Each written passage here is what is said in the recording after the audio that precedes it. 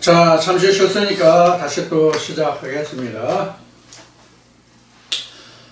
예수가 이렇게 해서 이제 십자가에 못 박히게 되는데,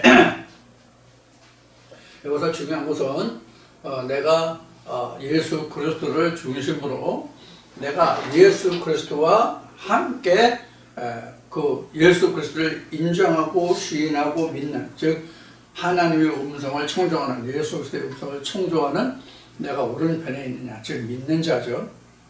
믿음의 의의 오른손이니까. 그래서 지금 내가 예수의 그 중심에서 내가 어느 쪽에 있는지를 항상 살펴봐야 돼요. 그래서 사도 바울 같은 경우도 내가 섰다 하는 것도 아니고, 이루었다 하는 것도 아니고, 잡았다고 하는 것도 아니고, 표대를 향해서 쫓아간다고 얘기했죠. 그 표대가 바로 예수 그리스도예요. 그러니까 오른편에 있을 때 내가 예수를 청종하는, 내가 추종해 갈 수가 있어요. 그런데 왼편에서는 내가 분리된 상태예요. 분리된 상태로 내가 예수 그리스도 앞에 드러나지 않은 상태, 그러니까 내가 숨은 상태가 되는 거죠. 이런 면을 살펴봐야 돼요. 그래서 전에라고 하는 것은 불과 이제 2주 전인 건데, 십자가를 얘기할 때 스타로스를 그 십자가를 설명할 때, 십자가라고 하는 것은 우리가 통상 그 예수가 진 십자가, 어떤 형틀, 또 고난, 이런 것을 우리가 일단 염두에 두고 말하는데, 십자가라고 하는 것은 자기 욕망과 욕구를 해소시키는 겁니다. 해소라기보다는 완전히 점령해 가는 것이다, 복종시키는 것이다, 이렇게 말씀드린 적이 있죠. 그러니까 자기 욕구와 욕망 때문에 예수 그리스도를 받아들이지 못하잖아요. 물론 자기 욕구와 욕망이라는 것은 여기에서 말할 때 자기가 하고자 하는 어떤 소욕을 두고 욕구와 욕망이라고도 말할 수가 있지만, 자기가 알고 있는 그릇된 잘못된 하나님관, 성경관, 즉 신관도 바로 자기 욕구와 욕망이란 말이에요. 자기가 생각하고 뜻하는 것을 추구해 가는 것이기 때문에 자기 욕구와 욕망이라고 말하는 거예요. 자기가 아는 그릇된 하나님관, 예수관, 즉 신관으로 인해 가지고 예수와 함께 오른편에 서지 못하고 왼편에 서는 자가 된다면, 그것을 나는 소멸시키는, 자기 욕구와 욕망을 소멸시켜가는 그런 과정이 자기가 져야 할 십자가예요. 그래서 늘 얘기하지만, 외부로부터 그게 아니다, 이게 옳다, 저게 아니다, 그게 옳다, 뭐 이렇게 외부에서 나를 공격해오는 것은 내가 어떠한 형태로든지 막아낼 수 있는 힘이 있어요. 왜냐하면 내 안에 있는 모든 것들이 똘똘 뭉쳐가지고 그것에 대해서 대응하고 하자는, 대적하고자 하는 방어태세, 공격태세를 갖추거든. 그런데 자기 마음속에서 일어나는, 자기 마음속에서 좌우에 일어나는 이 분쟁에 대해서는 자기가 합리화시키고, 그것을 자기가 어느 정도는 완충하는 그런 역할을 자기 마음속에서 하거든, 자기 심중에서. 그래서 외전보다는 내란이 더 힘들다라고 이야기하는 것이 바로 그거예요. 그래서 외부에 있는 좌우편은 내가 어떻게든지 대응할 수 있는 방법과 수단이 나오는데, 내 안에서의 좌우는 굉장히 힘들다. 그래서 늘 깨어서 기도해야 되고, 뭐 바울이 이야기한 것이 시간 있으면 장로를 초대해서 뭐 말씀을 듣고 기도를 받고 뭐 하라는 얘기가 바로 그런 거예요. 그래서 오늘 아침에 첫 시간에 긴장감을 이야기한 거고. 자, 그래서 이제 그 십자가에 대해서 좀 말씀을 드렸고요. 그 다음에 이제 그 20절로부터 보겠습니다. 예수의 못 박히신 곳이 성에서 가까운 거로, 요 성이라는 것은 예루살렘 성을 이야기하는 거죠. 성에서 가까운 거로 많은 유대인이 이 비를 읽는데 히브리와 로마와 헬라어로 기록되었더라. 그래서 여기서 지금 3개 국어가 나오죠. 첫째는 이제 히브리어고, 그 다음에 이제 로마어고, 그 다음에 이제 헬라어예요. 근데 이제 이것을 우리가 좀 살펴볼 필요가 있는 것은 뭐 상식적으로 해도 되고 뭐 그런데 좀 생각해보고 좀 넘어가죠.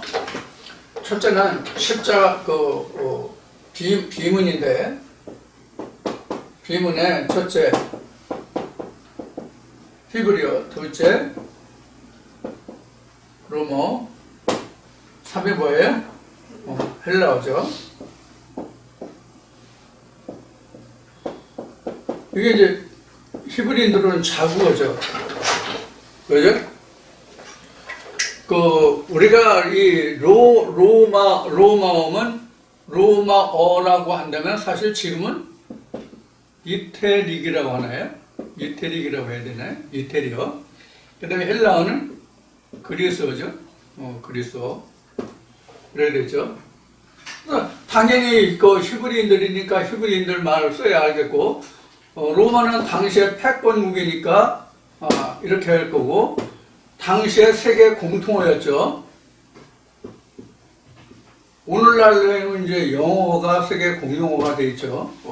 이렇게 우리가 볼 수가 있죠. 이렇게 해서 기록이 된 거예요. 이 의미를 좀 확대 해석한다고 말할 수도 있겠지만은, 이렇게 기록을 한 것은 그 중에서 가장 대표적인 것이 뭐냐면 지금 헬라어로 기록했다는 이 뜻이 될 거예요. 그래서 이 헬라어로 했다는 당시에 세계 공용어니까 세계적인 사건이다, 이렇게 말할 수 있는 부분이 되겠죠. 좀 확대 해석을 한다고 지금 분명히 말씀을 드렸는데, 확대 해석은 이렇게 말했어요. 이게 단순범이면 다른 거 필요 없어요. 지금 지금 이스라엘 지경 내에서 사건이 일어났고, 이스라엘의 국지적인 사건으로만 치부한다면 이걸 전 세계에 알릴 필요가 없잖아요. 예를 들어서 우리나라 대한민국 안에서 어떤 살인 사건이 세계적으로 알려야 해서 여러 나라 말로 한국어, 영어, 해가지고 여러 나라 말로 기록해서 알릴 필요는 없잖아요. 그런 이유가 없잖아요. 그런데 예수가 당시에 세상의 왕으로 왔다고 되어 있잖아요. 그러니까 이렇게 기록한 거예요. 그래서 여기서는 지금 자칭이다, 타칭이다라는 말이 이제 뒤에 나오죠. 자칭 유대인의 왕이라고 쓰라, 이렇게 되어 있는데, 빌라로죠. 나의 쓸 것을 썼다, 이렇게 이제 뒤에 기록이 나오는데, 바로 이러한 견지에서 지금 예수가 어떤 국지적인 지역적인 그런 사건으로 일어난 것이 아니라 세계사적인 중대사적인 그런 역할이다, 일이 일어났다, 이렇게 우리가 말할 수가 있어요. 이렇게 볼 수 있는 또 한 가지 세상적인 근원으로는 예수로 인해서 BC가 AD로 바뀌잖아요. 그러니까 이것은 세계적인 사건이 아니라 종말론적인 사건이란 말이에요. 종말론적 사건이라고, 이것은.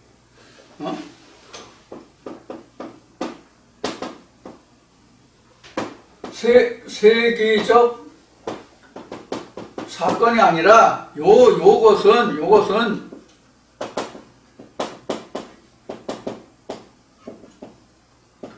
종말론적인 사건이라고, 이것은.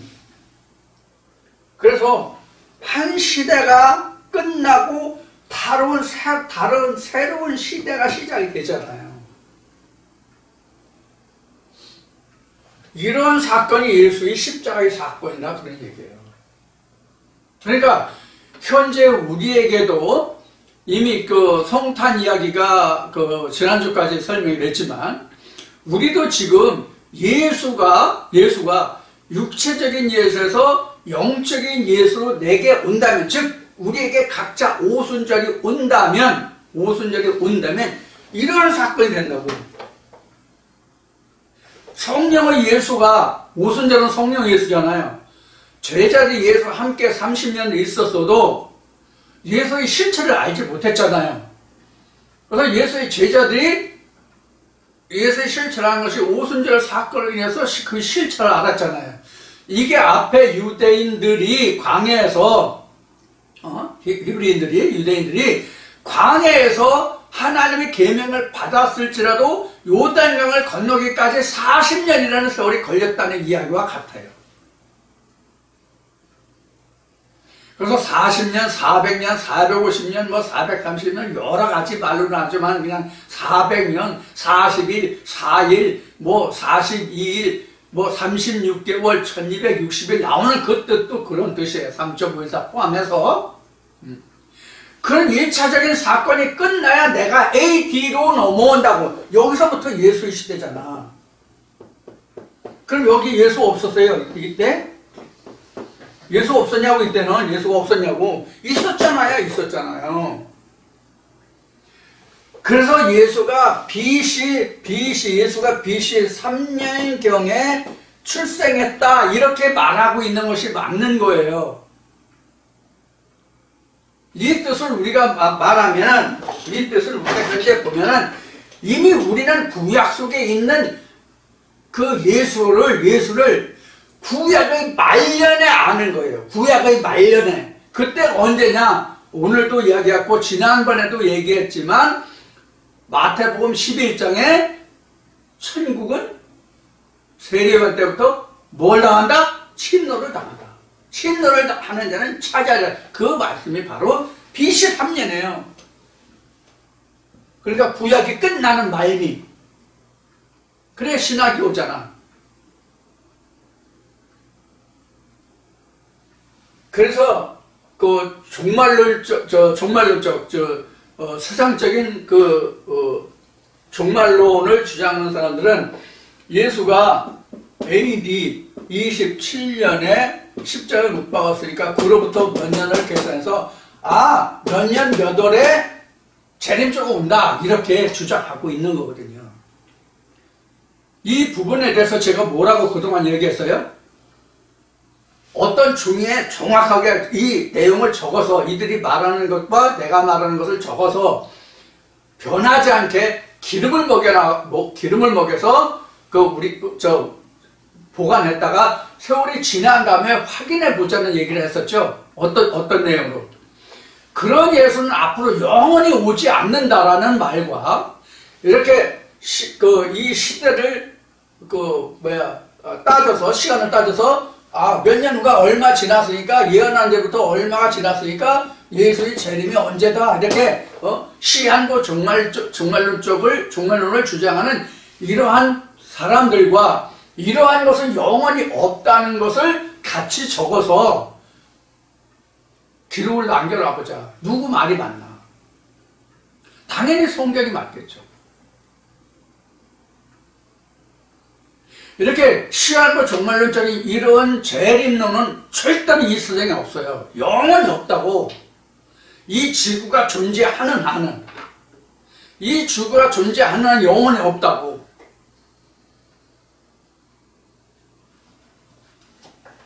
그런 예수를 우리가 기다린다면 그 시대에 어느 때 올지 모르는 시한부 종말론 예수의 재림론을 말한다면 그 시대에 태어나지 않는 사람들은 어떻게 하겠냐고. 어떻게 하나님의 구원을 입을 수 있냐고. 지금 예수가 2023년 1월 31일 날 예수가 재림한다고 가정해 봅시다.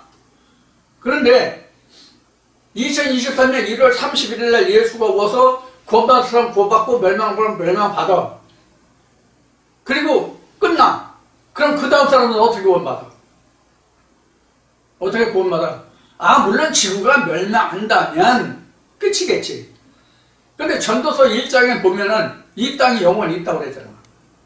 땅이 영원히 있다고 그랬잖아. 땅이 있으면 우여곡절은 있겠지만 인간이 영원히 있다는 얘기잖아요. 우여곡절은 있겠지만 인간은 영원히 있다는 얘기잖아. 그럼 그 사람들은 어떻게 해야 되냐? 그 말씀과도 상충이 되잖아요. 시한부 종말론이. 예수가 오면 요한계시록 때는 뭐 땅 3분의 1이 뭐 깨지고 뭐 좀 부서지고 뭐 멸망하고 그래서 지구가 없어진대. 그럼 전도서에 기록한 그 말씀과 상충이 되잖아요. 이 부분은 어떻게 설명할 거냐고요. 그래서 제가 말하는 게 그거예요. 성경은 이렇게도 보고 저렇게도 보고 다 볼 수 있다. 다 좋다. 그래 인정하자. 근데 그 말씀이 옳고 그러냐를 우리가 따져본다면 창세기에서 요한계시록까지 모든 말씀을 통해서 어느 한 부분도 상충되는 부분이 없어야 그것이 진리다라고 말씀을 드렸죠. 그래서 시한부 종말론은 잘못된 거예요. 이단이에요. 자기만 자기로서만 구원받는다는 것도 이단이에요. 그건 교주예요. 이만희. 다른 여타 어느 사람들 자기를 통해서만 구원받을 수 있다 하면 그건 이단이고 교주예요. 그거는. 하나님과 예수를 통해서 구원을 받는 것이지 누구를 통해서 사람을 통해서 구원받을 수는 없는 거예요. 절대로. 물론 그 사람 입에서 나온 말씀이 하나님의 말씀이고 성령의 그 예수의 말씀은 그 말씀을 통해서 구원을 받는 것이 그 사람을 통해서 구원받는 건 아니잖아. 정확하게 말하면. 이런 것들을 확실히 구분할 수 있어야 내가 말씀을 바로 서서 갈 수 있다고. 사람은 절대로 신이 될 수 없는 거예요. 사람은 신을 입을 수는 있어도 즉 말씀이 육신을 입은 자를 신이라고 그랬잖아요. 그러니까 신을 입을 수는 있어도 신이 될 수는 없단 말이에요. 이걸 정확하게 구분하라고. 이걸 구분을 하지 못하니까 헤매고 방황하고 이놈인가 저놈인가 그놈인가 그러는 거야. 응?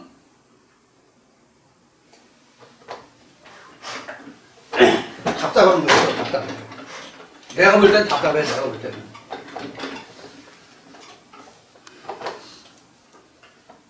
자, 그래서 이제 이 19절부터 보면은 19절부터 다시 보면은 이제 이렇게 기록을 하고 있죠. 빌라도가 비를 써서 십자가 위에 붙이니 나사렛 예수 유대인의 왕이라 기록되었더라. 여기서 나사렛 예수라는 것은 그 나사렛이라는 것이 그렇게 뭐 큰 마을이 아니잖아요. 그리고 성경에 예언된 그 고을이 아니잖아요. 예수가 나타나는 다윗의 동네 베들레헴에서 예수가 나리라는 그 묵시적인 말씀이 있잖아요. 이미 시편에서부터. 근데 나사렛 예수라고 하면 나사렛 동네에서 예수가 태어났기 때문에 나사렛 동이잖아요. 그래서 나사렛 예수라고 이야기하고 있는 건데, 이 나사렛 예수라고 지금 여기서 이제 기록해서 그래서 당시에 나사렛 예수라고 했기 때문에 나사렛 그 예수라고 여기서 이제 비를 붙인 거예요. 이렇게 이제 비를 붙였어요. 그래서 예수의 못 박히신 곳이 성에서 가까운 데서 이제 손 가깝다는 무슨 소리인지 말씀드렸고, 유대인이 이 빔을 읽는데 히브리와 로마와 헬라어 말을 썼더라 이렇게 설명했고요. 유대인의 대제사장들이 빌라도에게 이르되 유대인의 왕이라고 하지 말고 자칭 유대인의 왕이라 쓰라 하니 빌라도가 대답하되 나의 쓸 것을 썼다. 여기서 유대인의 왕이라고 하는 것은 앞에 설명을 드렸듯이 무슨 뜻이냐면 구원이 유대인에게서 남이라. 그러니까 구원을 입을 자들에게만 예수가 왕인 거예요. 그럼 이 바리새인들과 같이 멸망받을 자에게는 원수가 대적이지. 마귀 중에 마귀죠. 예수 같은 마귀가 어디 있어요? 바리새인들의 입장에서 보면 예수와 같은 마귀가 어디 있냐고. 없잖아요. 그래서 바리새인들이 그랬어요. 우리의 법대로 한다면 저가 반드시 죽어야 할 것이라고 주장하는 거예요.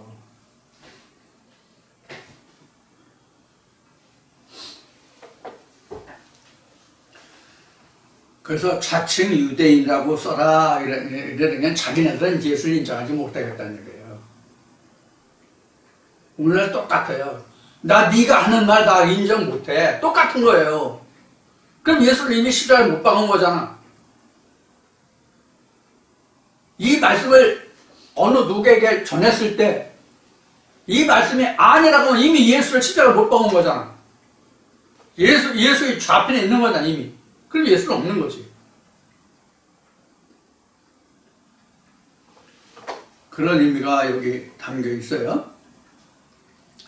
이제 그 다음에 이제 23절로부터 봅시다. 군병들이 예수를 십자가에 못 박고 그 옷을 취하여 네 깃의 나무 각각 한 깃씩 꽂고 속옷도 취하니 이 속옷은 호지 아니하고 위에서부터 통으로 짠 것이라. 군병들이 서로 말하되 이것을 찢지 말고 누가 꽂나 제비 뽑자 하니 이는 성경에 저희가 내 옷을 나누고 내 옷을 제비 뽑나이다 한 것을 응하게 하려 함이더라. 군병들은 이런 일을 하고 이제 여기까지 보겠습니다.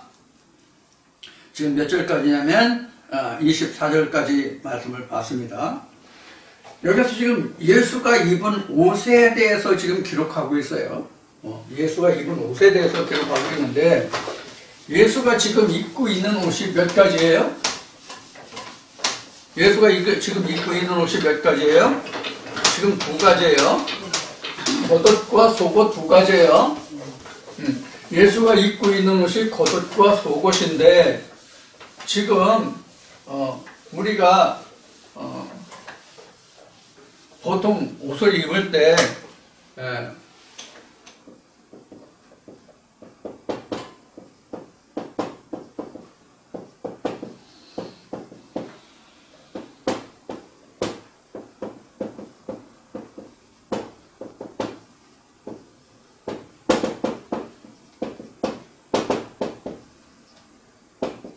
통째라고 해야 되나? 통째라고 해야 되나? 통째로.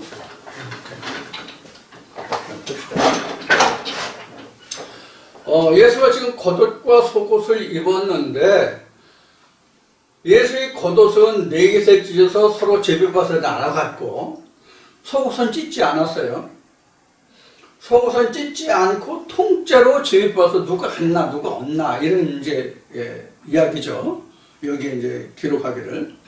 지금 거기 그 예수의 내 옷을 나누고 내 옷을 제비 뽑나이다 한 것을 응하게 하면서 이제 시편 22편을 이제 그 인용한 거예요. 그래서 시편 22편에 어떻게 기록하고 있는지는 여러분들이 이 말씀을 들으신 후에 시편 22편을 참고해 주시길 바랍니다.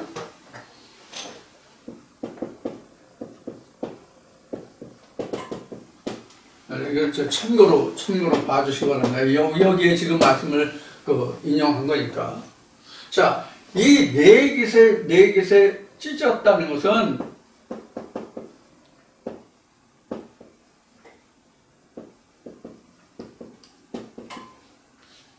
즉 이것은 뭘 의미하면 전파예요. 이 네 가지 것은 그동안 민수기 1, 2, 3장을 통해서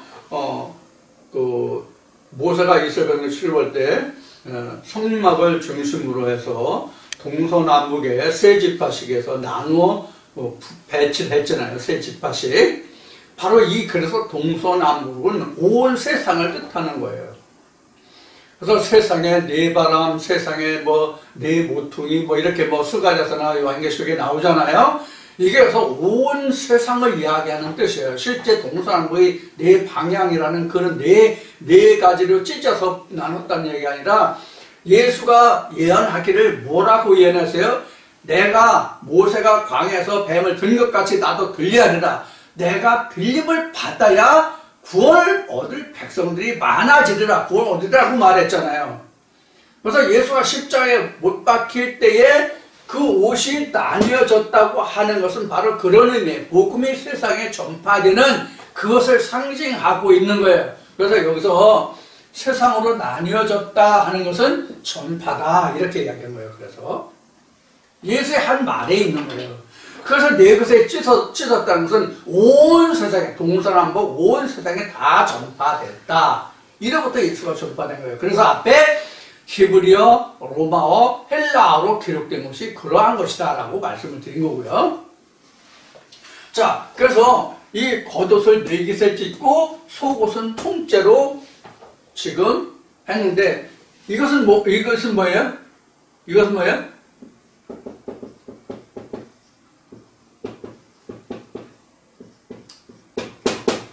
바느질이 없는 옷이죠. 다시 볼까요? 거기 뭐라고 되어 있나?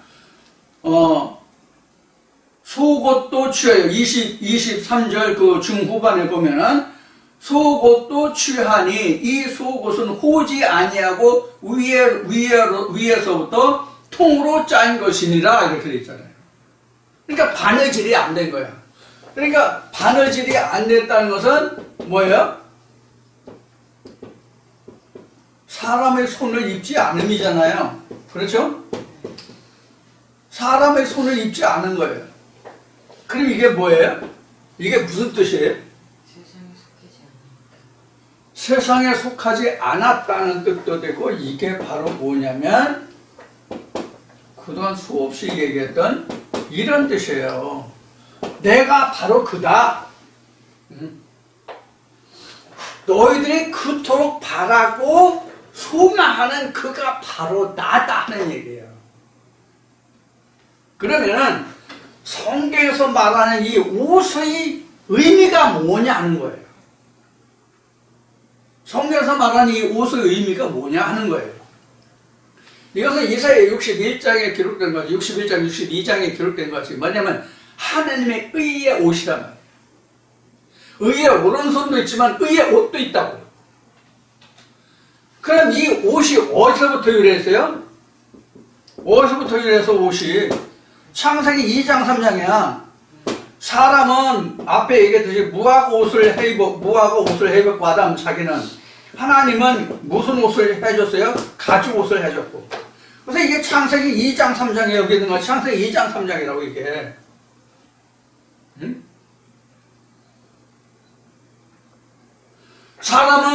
사람은 무화과나무 잎으로 옷을 입고 하나님은 그것을 벗기고 가죽 옷을 입히고.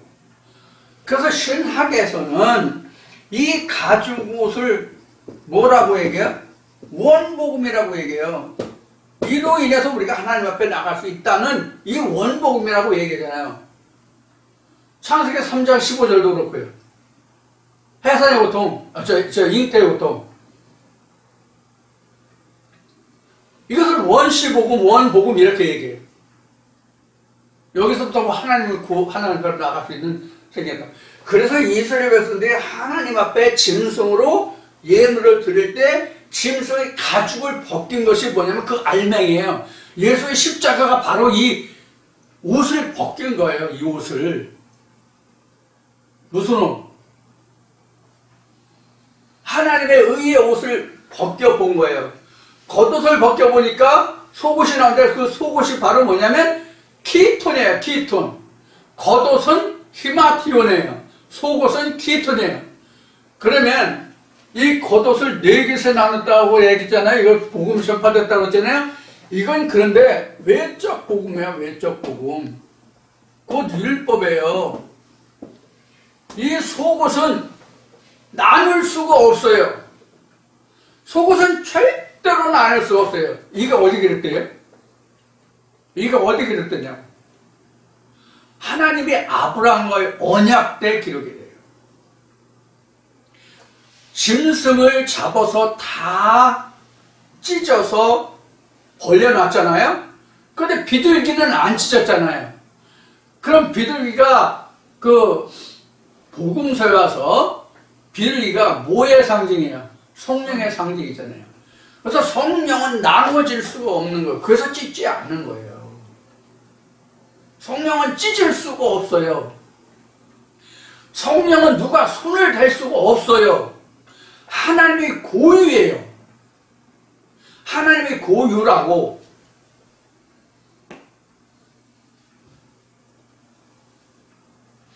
여러분들 지금 우리가 전자과학이 발달하다 보니까 지금 각자 전화기 지금 우리 휴대폰이라고 하는 거, 모바일폰 또는 셀폰, 우리는 휴대전화 이렇게 이야기하잖아요.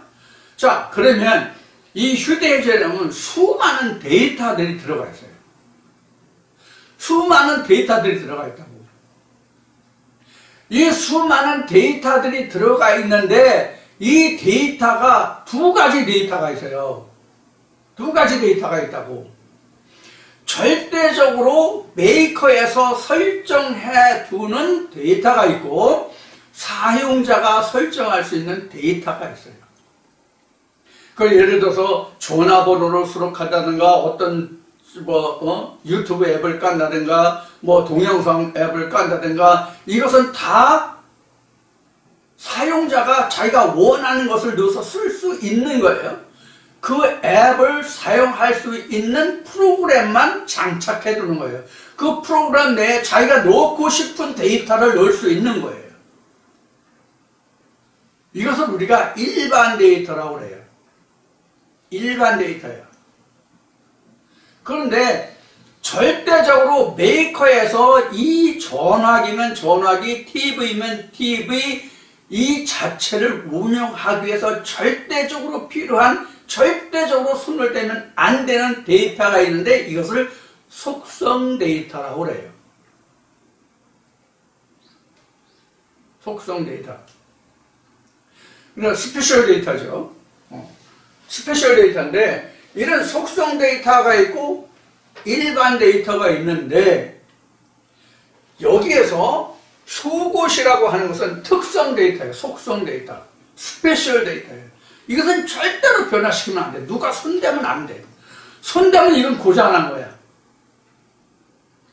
속성 데이터가 고장나면, 특별 데이터가 고장나면 이건 기계 망가진 거야. 공장 가서 고쳐야 돼, 다시.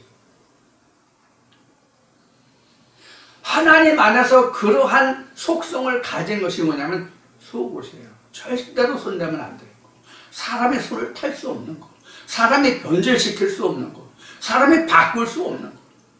하나님의 고유 권한이에요. 그래서 속옷은 바로 I am that I am이에요. 근데 겉옷은, 율법은 지멋대로잖아. 다 이 교파는 이렇게 주장하고 저 교파는 저렇게 주장하고 이 교단은 저 교단은 그 교단은 이렇게 저렇게 얘기하잖아요. 신학이 그래서 많은 신학으로 나눠진 거잖아요.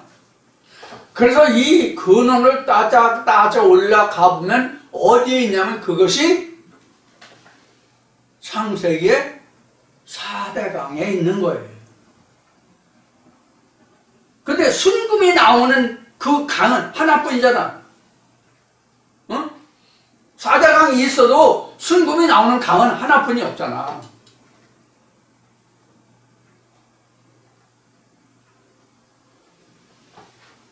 순금을 나오는 강을 다른 강으로 변화시킬 수가 없는 거예요. 그 하나뿐이 없는 순금이 나오는 그 강이 바로 무슨 강이에요? 은혜의 강이에요. 예수의 강.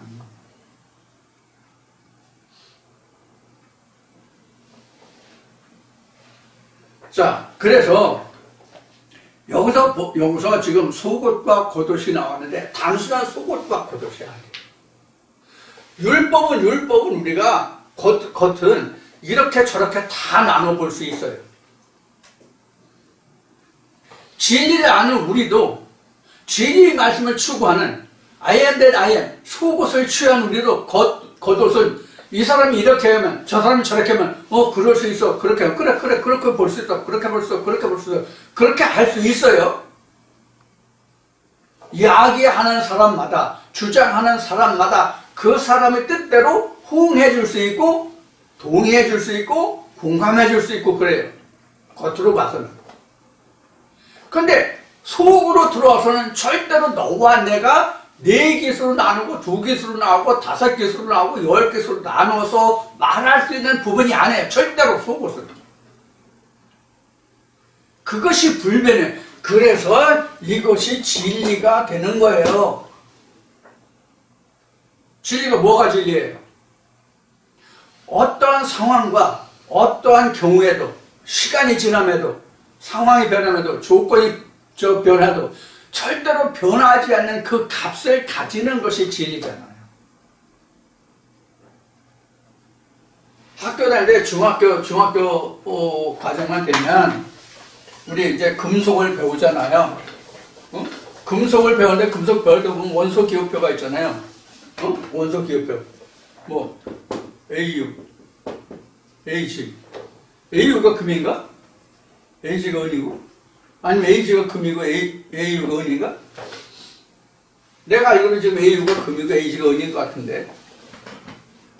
이런 그 원소 기호표가 있으면 이것이 변화하냐고요? 안 변하잖아요. 금이라는 것이 불 속에 들어가도 금이고 땅 속에 묻혀도 금이고 용광로 속에 들어가도 금은 금이잖아요. 금이 변하냐고. 은도 마찬가지. 그래서 성경에는 은과 금이라고 이야기한 거예요. 그것도 금이라고 얘기하면 어떤 금이에요? 이렇게 쓰나? 순금 또는 총금, 은도 순금. 우리 뭐 99.9%라고 얘기하나? 100%는 없죠. 그래도 우리가 금속을 얘기할 때 100%는 없어요. 금은방에서 금계라고 얘기해도 100%는 아니에요.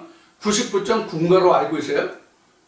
그러면 0.0 몇 프로는 거기에 불순물이 포함되어 있다는 뜻이죠.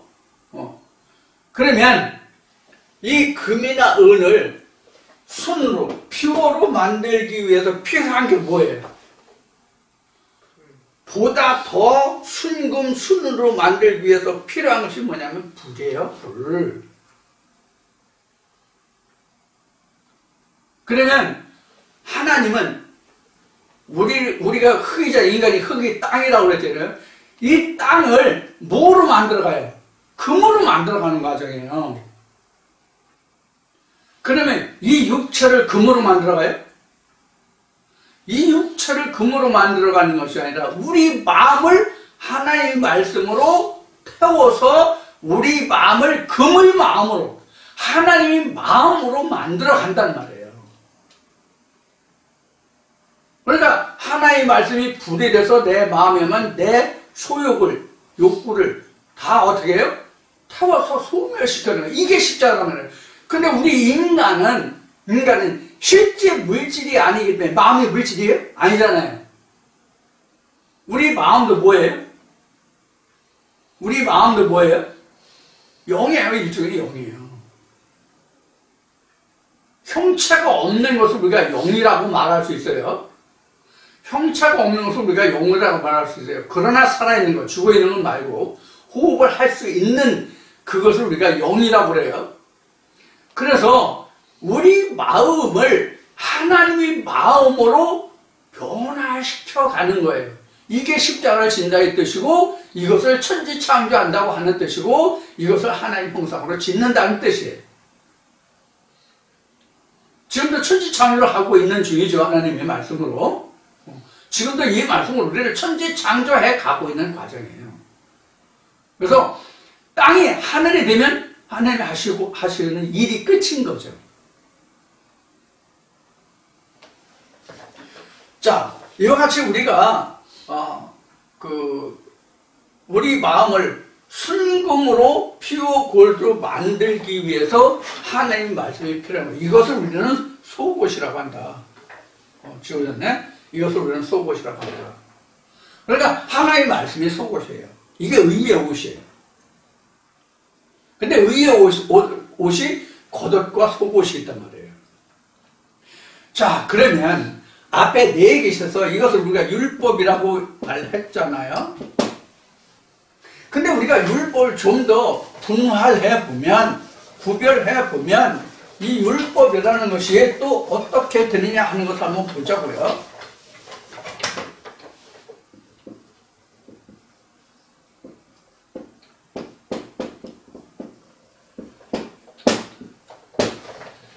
율법의 분리를 보면 앞에도 얘기했듯이 표면적, 이면적 율법이 있단 말이에요. 표면적 율법이라는 것은 그냥 성경, 그냥 문자 자체예요. 이게 표면적 율법이에요. 그럼 이면적 율법이라는 것은 뭐냐? 이면적 율법이라는 것은 뭐냐? 문자.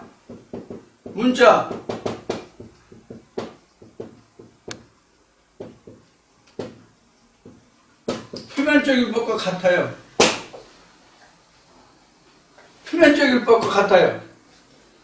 그러면 그 문자는 그렇고 뜻으로 보면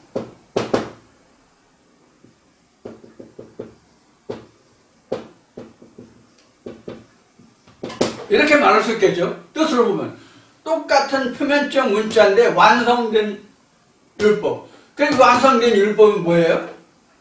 완성된 율법은 뭐예요?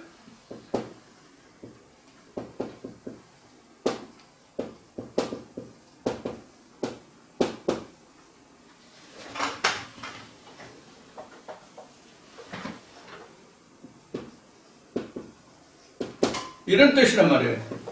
속옷으로 비추어본 표면적인 율법이 완성된 율법이란 말이에요. 그러니까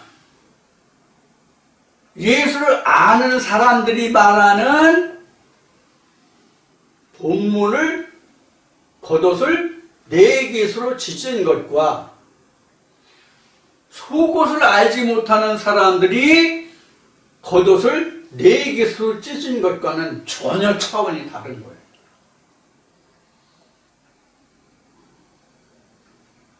여기서 찢는다는 얘기는 이런 의미도 있어요. 이건 이제 처음 여러분들에게 이제 말씀드린 내용인데, 겉옷을 찢어야만 속옷이 나오죠. 겉옷을 벗겨내지 않고는 속옷이 나오지 않죠. 이런 의미도 있어요. 이게 율법의 완성이죠. 겉옷을 찢어서 속을 보지 못하면 겉을 모르잖아요. 그러면 이 말을 받아들이는 사람들에서 겉옷을 찢었다. 겉옷을 율법이라고 얘기했으니까 겉옷을 찢었다. 그러면 율법을 파했다. 이렇게 해서 설명하겠죠. 그럼 율법은 필요 없고, 그럼 진리만 있으면 되느냐? 이렇게 말할 수도 있겠죠.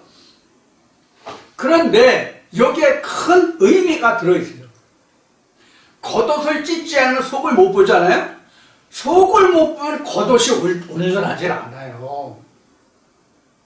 무슨 뜻이냐?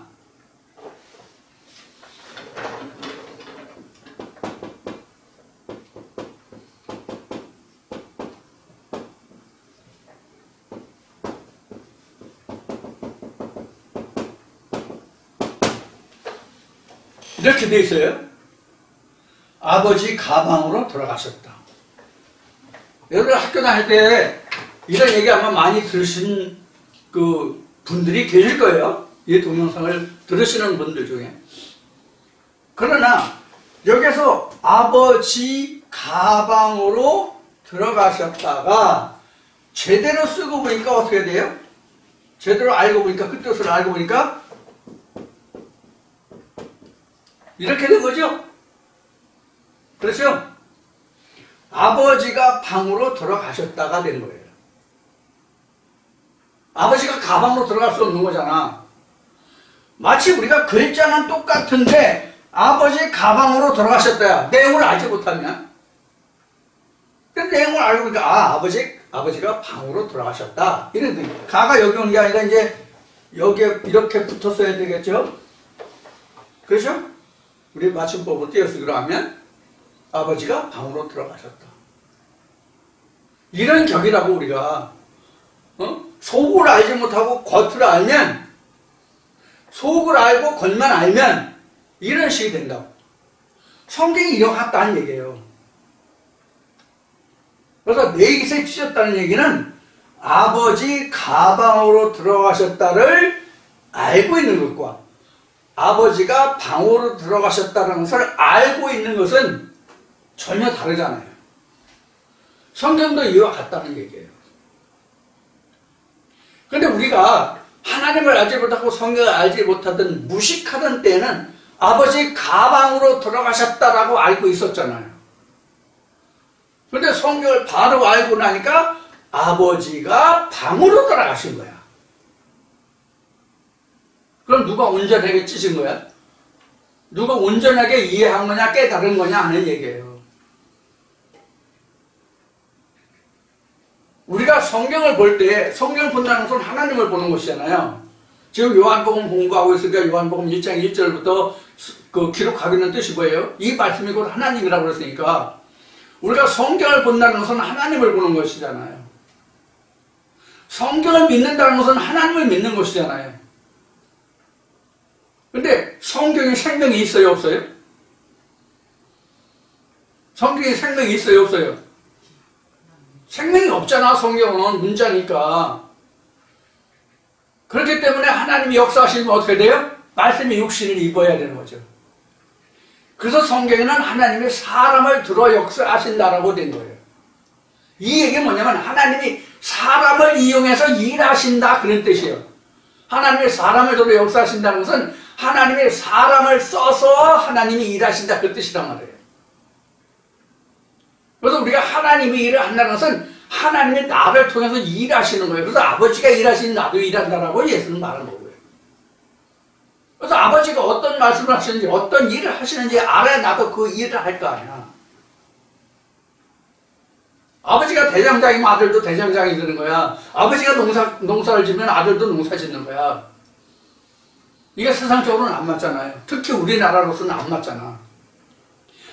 애비는 시골에서 땅 파고 손발이 부르트고 터지고 손발에서 피가 철철 나도 자식나는 서울 가서 공부해가지고 땅 파고 사는, 땅 파먹고 사는 이런 삶을 안 살게 위해서 우리 부모들은 고생했잖아.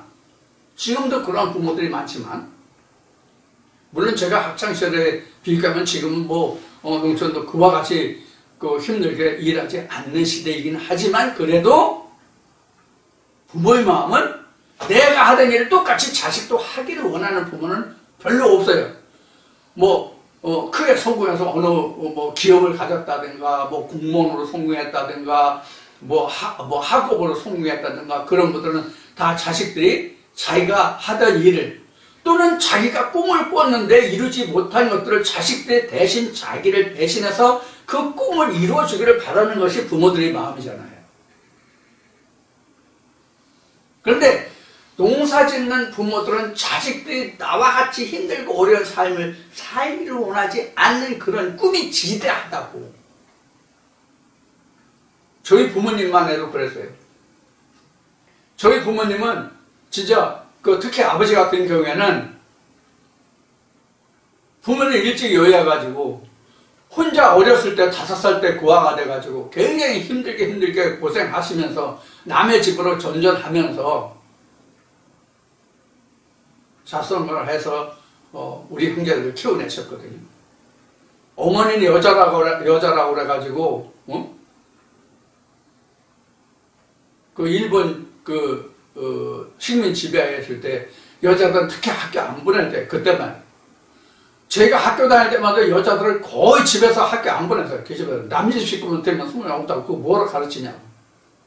지금은 안 그렇지만 자 이렇게 우리가 배운다고 하는 것은 뭘 공부한다고 하는 것은 바로 이러한 소망을 가지고 있는 것이네요. 우리가 하나님 안에서도 하나님을 알고 하나님의 뜻을 우리가 배운다고 하는 것은 아버지가 일하시는 모습을 봐야 아버지 일을 할 수 있잖아요. 성경에서 아버지를 반드시 나와 같이 되기를 원하시는 아버지거든요. 세상으로 나와 같이 되기를 원하는 부모는 그렇게 많지 않아요. 특히 농부들의 경우에. 그런데 예수는 그러세요. 내 아버지는 농부고 나는 그 아들이라고 그랬잖아요. 나도 농부가 되기를 원하는 거예요. 어떤 농부? 가나안을 경작하는 농부. 가나안을 경작하는 농부가 되기를 원하는 거예요. 이것이 바로 여기서 나오는 지금 옷에 대해서 지금 부가적으로 설명드리는 거예요. 내가 이 옷을 입고 있다는 것은 옷을 입고자 한다는 거죠. 우리 입고자 하는 거잖아. 우리는 이 옷이 없으니까 이 옷을 입고자 하는 거잖아요. 이 옷을 입고자 하는 것은 곧 아버지 일을 나도 하겠다는 뜻이라고. 농부는 농부의 옷을 입고, 법관은 법관의 옷을 입고, 공무원은 공무원의 옷을 입고, 뭐 공무원 지금은 제복이 없어요. 예전에 공무원 제복이 있었어요. 북한 같은 데 빨저 공산주의에서는 인민복이라서 별도로 그 복장이 따로 있지만 자유민주 진영에서는 그게 없잖아요. 그래서 우리가 하나님의 겉옷과 속옷을 입고자 한다는 것은 내가 아버지의 일을 하겠다는 거예요. 그 유업을 받겠다는 거란 말이에요. 아버지 일을 하고 싶다는 것은 아버지의 유업을 이어받는다 이 뜻이잖아요. 그게 바로 뭐예요? 천국이에요. 그래서 아버지가 가나안을 창설하시고 가나안을 경영하셨음과 같이 내가 하나님과 예수가 입었던 그 겉옷과 속옷을 입는 것은 나도 가나안을 경영하겠다는 뜻이라고. 이것이 아버지 일하시는 것을 나도 일한다는 뜻이란 말이에요. 그러면 다시 돌아가서 천국은 하나님이 줘요? 천국은 하나님이 줘요? 내가 천국을 경영해서 천국을 내가 얻는 거라고. 그래서 첫 해, 둘째 해, 그 다음 셋째 해 이 얘기를 그래서 한 거예요. 내가 심고 내가 거두어 먹는단 말이에요. 그런데 신앙에서는 어떻게 해요? 믿기만 하면 그냥 하나님 우리에게 천국 준다라고 얘기하죠. 이게 노가 아니라 네버란 말이에요. 그래서 이런 의미들을 그렇게 얘기해도 요한복음 14장부터 17장까지 이제 거기에서 우리가 얘기했지만 특히 14장에서는 아버지 집에는 쉴 곳이 많으니까 내가 가서 아버지 집에서 예비할 곳을 준비하고 내가 도와주겠다. 만약에 쉴 곳이 없으면 내가 예비하고 내가 다시 오겠다. 이렇게 얘기했잖아요. 아버지 집이 어디냐고. 어디가 아버지 집이냐고.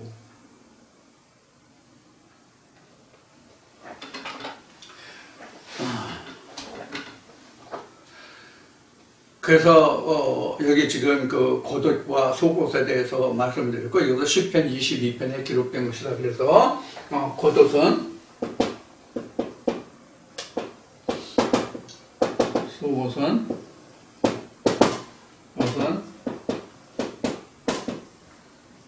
이마티온 키톤.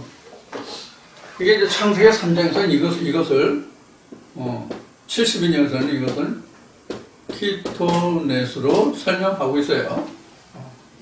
겉옷은 히마티온. 이 히마티온은 뭐냐면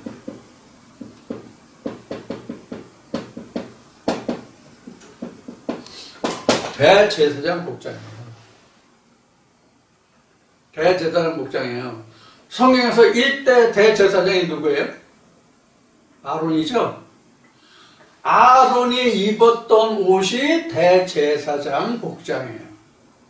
그래서 머리에는 여호와께 성결, 하나님께 성결, 그리고 띠를 띠고 흉배를 12지파씩 좌우에 12지파씩해서 여기다가 그 흉배를 달고 이런 옷이 바로 뭐냐면 히마티온이에요. 그 옷을 입어야 내가 하나님 앞에 나갈 수 있었잖아요. 근데 그것을 항상 입는 것이 아니라 어느 때만 입어요? 하나님께 나갈 때만. 하나님께 나갈 때만. 우리도 성경을 대할 때만, 하나님과 함께 할 때만 우리가 히마티온도 있고 키톤도 있는 거예요. 히마티온을 통해서 키톤을 입고 키톤을 통해서 히마티온이 빨아지는 거예요.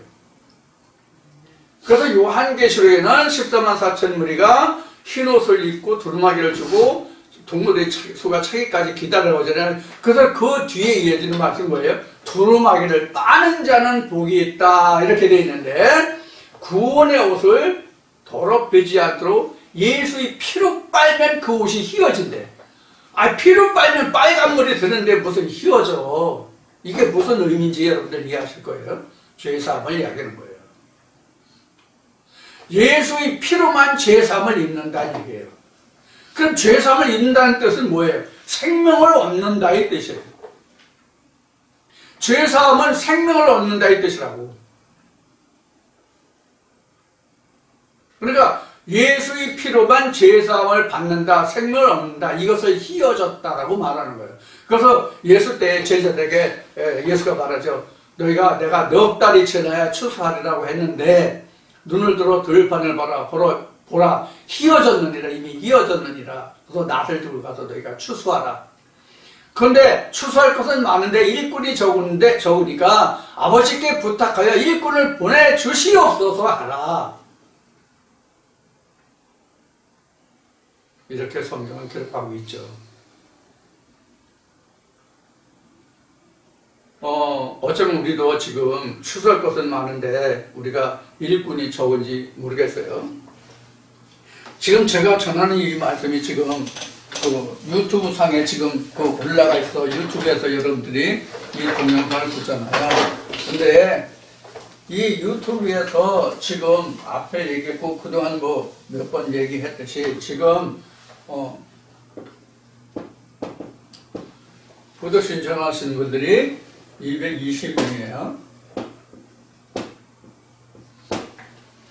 근데 여기 이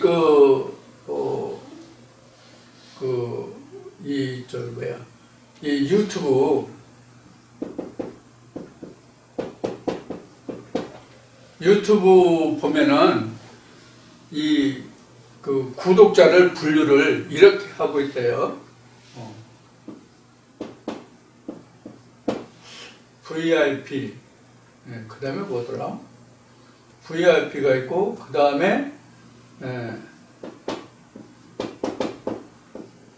비지터가 있고, 그 다음에 GOST인가? 고스트. 이게 이제 유령 구독자. 그러니까 이제 일반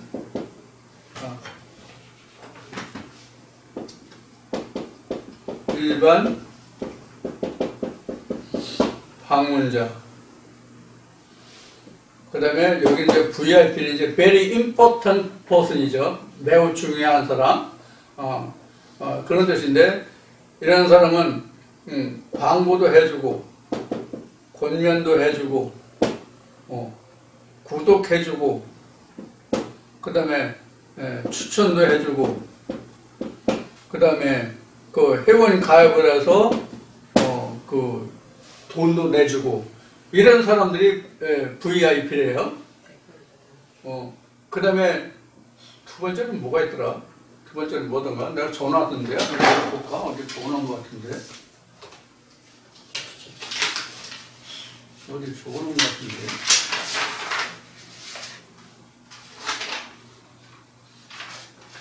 어디다 적어놨는지 모르겠네. 적었는데?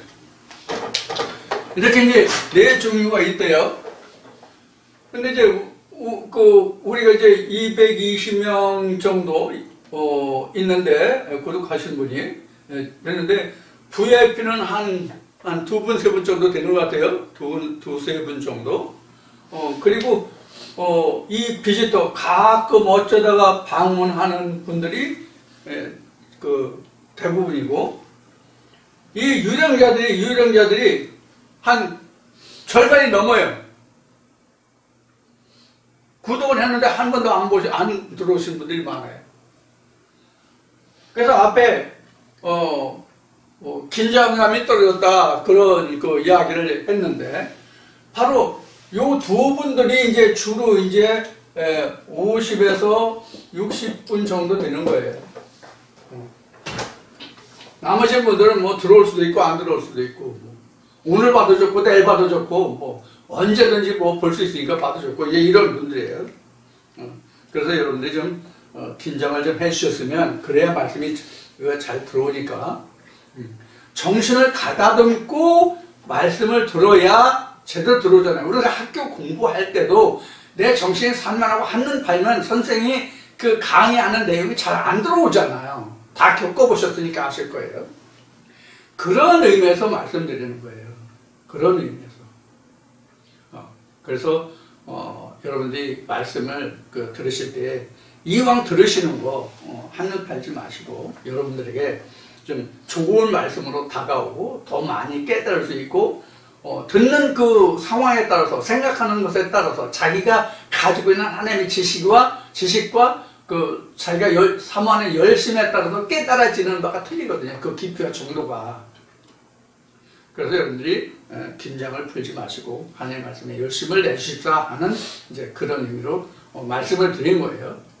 그래서 여러분 다 VIP 고객이 되어 주시길 바랍니다. 저를 위해서 드리는 말씀이 아니에요. 여러분들 영혼을 위해서 드리는 말씀이에요. 그래서 여러분들이 꼭 하나님의 말씀에 정진해서 더욱 좋은 하나님의 나라를 함께 공유하는 삶이 될 수 있기를 기원하는 마음입니다. 자, 오늘도 여기에서 모든 말씀을 마치고 다음 주에는 구정입니다. 다음 주는 구정인데 여러분들에게 말씀을 증거할 수 있을지 없을지 현재 장담을 못하겠어요. 그래서 다음 주에는 어떤 방법으로든지 말씀을 증거할 수 있도록 노력을 해보겠는데 만약에 말씀이 올라가지 않아도 여러분들이 이해를 해 주시기 바랍니다. 그래서 좀 앞에 말씀이 증거돼서 업로드가 될지 아니면 시간이 지나서 업로드가 될지는 모르겠지만 가능하면 여러분 앞에 찾아뵙는 그런 시간을 갖도록 하겠고요. 여러분 다가오는 설명절 이미 10년을 다 지나신 분들도 계시겠지만 다가오는 설명절 가족과 함께 즐거운 명절 보내시고 건강한 모습으로 다음 주에 다시 뵙겠습니다. 감사합니다. 하나님 계십시오.